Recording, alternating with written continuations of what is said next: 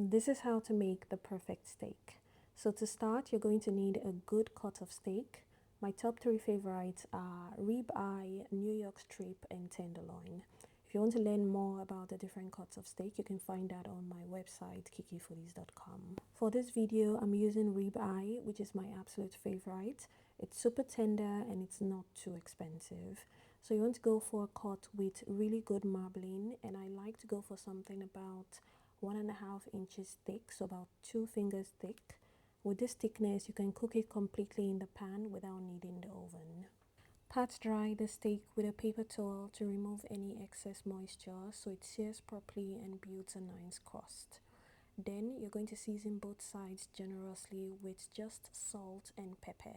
You don't want to add any additional seasoning at this stage since we're cooking on high heat. Any extra seasoning could burn and that will make your steak bitter. Also, you want to season right before cooking because if you salt it too early, the salt will draw out moisture and you will lose that perfect crust. Now get your pan nice and hot. Use a cast iron pan if you have one because it retains and distributes heat really well.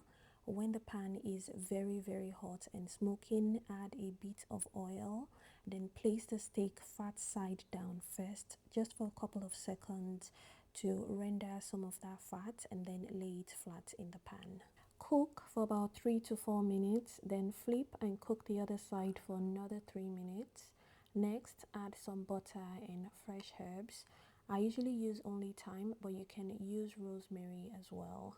And if you don't have fresh thyme, dried thyme works too. As the butter melts, tilt the pan slightly and baste the steak for about 1 minute. Use a napkin and be careful when doing this because the fresh thyme usually splatters as you baste. When it's done, transfer to a plate and let it rest for at least 10 minutes.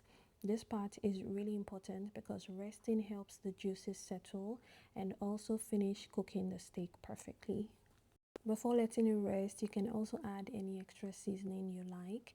This is just a mix of garlic powder, onion powder, and a little cayenne pepper for heat. Cover with foil and put it in a warm place to rest, and after 10 minutes it's ready to serve. I'm serving mine with jollof rice and a fresh green salad. You can find the recipe for my jollof rice on my YouTube channel. Thanks for watching. Let me know if you try this, and if you have any additional questions, feel free to leave me a comment or send me a DM on Instagram. My Instagram name is kikifoodies. Please don't forget to subscribe if you haven't done so already, and if you're already subscribed, thanks for subscribing, and I'll see you in the next one.